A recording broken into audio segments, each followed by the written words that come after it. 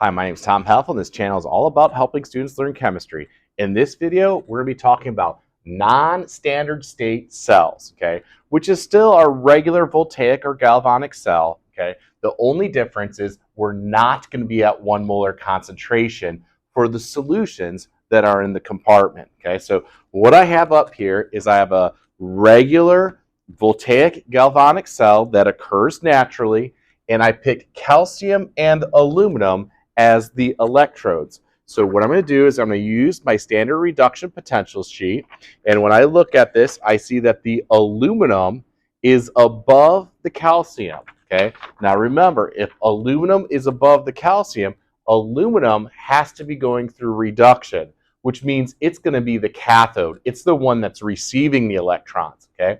Since calcium is on the bottom of that list, that's where it's more easily oxidized. So calcium is actually losing the electrons, okay, and donating them over to the aluminum, okay. So not all batteries have to have the electrons flow left to right, okay. In this case, the electrons are flowing right to left, but in all cases, with no matter what cell you're talking about, either for Voltaic and galvanic cells, I should say, ones that occur naturally, the electrons will always leave the anode compartment and travel to the cathode compartment, okay? And that will be true for galvanic and voltaic cells. So I have some reactions written here. I see that the aluminum is receiving 3 electrons to make aluminum metal. So the cathode electrode is getting heavier because these aluminum ions are being plated on to the aluminum electrode, making more aluminum. And the exact opposite is happening in the anode compartment, where the calcium metal is actually being kind of like consumed to make these calcium ions, okay? And if it was a standard cell and everything was 1 molar, all I would do is look up these values for the aluminum and the calcium of negative 1.66 and negative 2.87 volts, and I would just do the cathode minus the anode, okay? So this is the cathode, negative 1.66, minus the anode, which is negative 2.87, and the cell potential in standard state, okay, when the molarities are 1, is going to be 1.21 volts, okay? And that was kind of like review from our last lesson. In this lesson, we're going to say, hey, what if the molarity is not at 1 molar, okay? And if it's not at 1 molar, we're going to use this equation called the Nernst equation, okay? So the Nernst equation tells us that the cell potential is going to be used, and if you notice, this has a 0 here. That 0 means that it's under standard state. This one doesn't have 0, so this means non-standard state. But the way you calculate it is by using the standard state, okay, which is going to be 1.21 volts for this example, and then you're going to make an adjustment, and that's what makes this the Nernst equation. And the adjustment is going to be RT over NF natural log Q. And this is where R is going to be equal to 8.314 version of R. Remember, there's a lot of different versions of R. You got to follow your units. The one with the joule unit is 8.314, and that's the one that we want to use. Your temperature is going to be in the units of Kelvin, so make sure you're not in degrees Celsius. Make sure you're in Kelvin. N is going to be the number of moles of electrons transferred, and we're going to have to go into detail on this, okay? And the F is Faraday's constant, okay? Now, depending on who your instructor is, will depend if you have to memorize this number or not, okay? So if you're in an AP class, okay, that's given to you on the AP equation sheet as 96,485. So I'm going to go ahead and write that down, 96485. And then it's going to be the natural log of Q, which is the reaction quotient, okay? Now I want to remind you, the reaction quotient, okay, is kind of like the equilibrium expression, okay, but when it's not at equilibrium. That's kind of like what the reaction quotient is. And you always calculate that as a products over the reactants where the coefficients are exponents, okay? And we'll get into detail on that, okay? And let's do that part right now. Let's kind of talk about this Q part so that we can kind of figure out what this would be at some different concentrations other than 1 molar. Okay, so the first thing that I want to recognize, I got to get a net ionic equation. And when I look at this, I see that this is taking in 3 electrons, and this is releasing 2 electrons. Well, you can't have something that's releasing 2 electrons and the other thing gaining 3 electrons. So what we're going to have to do is we're going to have to multiply this equation by 2 and this equation by 3 in order to get the net ionic equation. So let's go ahead and multiply this one by 2. So that's going to be 2 aluminum ions. 2 times 3 is 6, so 6 electrons, yielding 2 aluminums. Okay, so that's the multiplication of 2. This one's going to be multiplied by 3, so it's going to be 3, 3, and 6. So 3 calcium, 3 calcium ions, and 6 electrons. And we're going to add these things together to get the net ionic equation. So you just put all your reactants together, and it will look something like this. You're going to put all your products together, and that's going to look something like this. And what you're going to find out is that these electrons are going to cancel out. Okay, so let me use my eraser and just remove them from the equation. And this is kind of what you get for a net ionic equation.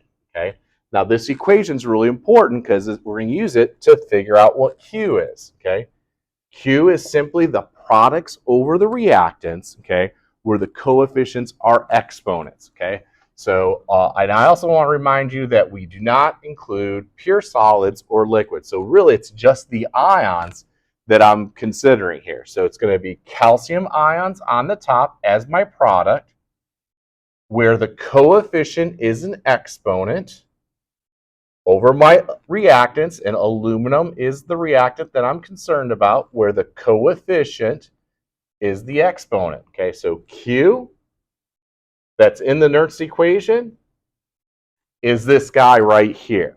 Okay, so let's kind of do a couple what ifs. Okay, what if we said that the concentration of the calcium ions, okay, let's do this. Let's say the calcium ions have a concentration equal to 2 molar, and that the aluminum ions have a concentration of 0.1 molar. Instead of 1 molar for the standard cell, we're going to use these concentrations. So we're going to say, hey, this is a non-standard cell because the concentrations are not 1 molar. We got 2 and 0.1. Well, how would that change things? Okay, well, what we're going to do is we're going to take our standard cell, which is 1.21, and we're going to do this adjustment. Okay, so this part is the adjustment, okay, to figure out what the cell potential is. So we're going to use 8.314. The temperature's at room temperature, so 25 degrees plus 273 gives me 298 Kelvin, so 298 Kelvin.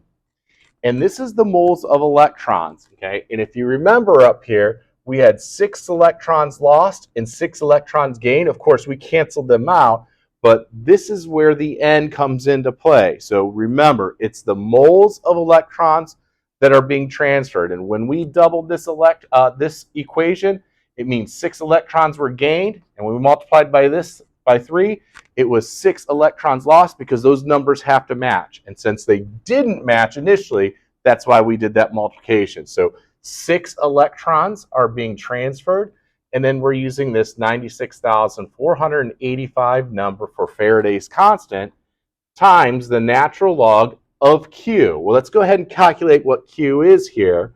Okay, remember the calcium ions is 2, so we're going to do 2 to the 3rd power. Okay, 2 to the 3rd power. The aluminum is at 0.1, and that's to the 2nd power, and that's what Q is going to be equal to. Okay, and if you take 2 to the 3rd power and divide it by 0.1 to the 2nd power, you're going to get this number of 800. So this is going to be natural log 800. So here is the standard cell, and we're going to adjust it by this much since it's in a non-standard condition.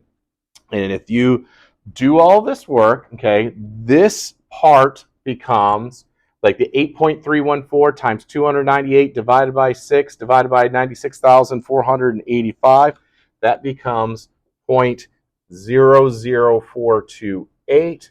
And the natural log of times the natural log of 800, okay, 1.21 volts, okay. This becomes 1.21 volts minus the adjustment. Okay, when you multiply all this out, 0.00428 times the natural log of 800, the adjustment is 0.0286 volts, okay, which makes this drop to 1.18 volts. Figure that out. There we go. So that's the cell potential for this battery that is under non-standard states, okay? So a couple of things that I want to leave you with is, as far as after this one example, is that this number, this adjustment number, will depend on your Q value, okay? Now, if Q is equal to 1, okay, if Q is equal to 1, okay, meaning that it is at standard state, well, if you take the natural log of 1, it's actually equal to 0, which means that there's no adjustment, okay, and E cell is going to equal the standard state, okay? And that should make sense because if all the molarities are 1, of course E cell is going to equal the cell potential under its standard state, okay? Now, if Q is greater than 1, okay, something that we just did right here, okay, you're going to have like a positive number over here, and it's going to be your standard state minus a positive number. That's going to make your E cell kind of be less than the standard state, okay? So we'll kind of write that in here. So E cell being less than the standard state. And of course, the opposite would be true as well, okay? If Q is ever less than 1, okay, if this fraction comes out to be a number less than 1, then you're going to get a negative number right here. And if you come down here and you have a negative number right here, well, if you subtract a negative number, when you subtract a negative number, that's really like adding. That's going to make your cell potential go up, okay? And therefore, the E cell, I'm sorry, I had this backwards, okay? The E cell would then be greater than the standard cell. So kind of want to leave you with this information right here in the middle. So just want to make sure I review that one more time, okay? So when Q is equal to 1, okay, this whole adjustment piece becomes 0, and these two things are equal to each other. When Q is greater than 1, like 800 as it is here, this number is positive. And when you take this number and subtract from a positive, your E cell is going to be less than what it was initially. Okay, so E cell is less than the standard condition. I had that actually reversed initially, but E cell is going to be less than your standard E cell. Now, if Q is negative, okay, less than 1, you're going to get a negative sign in here, and 1.21 minus a negative number is going to make your E cell to be larger than the standard cell, okay? And maybe we'll just kind of work that really quickly here. So let's kind of do the reverse of what we just had, and we'll see how those numbers kind of change around, okay? So let's say we say that the standard, not the standard cell, but the molarities were flip-flopped. Let's say that the calcium ions are 0.1 and the aluminum ions are 2. So let's go ahead and figure out our Q. So our calcium ions are 0.1, remember, to the third power, and our aluminum ions are 2 to the second power. So when you figure this all out, the Q is now equal to 2.5 times 10 to the negative 4, okay? So this number is less than 1, okay? So we're in this situation, and E cell should be greater than the standard cell, okay? So if we go ahead and do this work one more time, 1.21 volts, okay, minus the 8.314 times 298 divided by 6 and 96,485, natural log of 2.5 times 10 to the negative 4, okay? This whole term is going to be negative, okay? This works out to be 1.21 volts minus a negative 0.0355 volts, okay? And that's going to give you a value of 1.25 volts for your E cell. And you can see that E cell is going to be greater than the standard one, because if the standard one's at 1.21 and now it's at 1.25, okay, that means that the E cell, okay, under non-standard conditions is greater than the standard condition when it's at 1 molarity. If you found this information helpful, please give it a like and subscribe. And when you add that comment, it really does push this information out to other students that are interested in learning chemistry.